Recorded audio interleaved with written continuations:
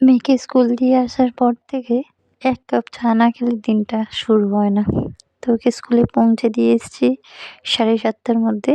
তো দিয়ে এসে ১ কাপ চা খেয়ে নিয়ে আর ২ টো বিস্কুট ওর সঙ্গে খেয়ে নিলাম।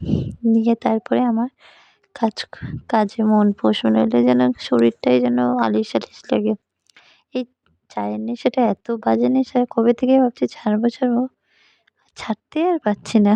তো যাই হোক, চা বিস্কুট খেয়ে নিয়ে কাজে লেগে পড়তে হবে। Daily routine. এদিকে ঘড়ির দিকেও তারপর আর দেখছিলাম কি কটা বাজে। কারণ স্কুলে তো আনতে যেতে হবে। তারপর চা পা খেয়ে বাসন মেজে নিলাম। বাসন মেজে ঘর মুছে মাছ কেটে ধুয়ে মাছে নুন হলুদ মাখিয়ে তারপর ঠাকুর প্রণাম করে আবার চলে যাব মেয়েকে আনতে। এসে মেয়েকে এসে তারপর আমি রান্না চাপিয়ে দেবো।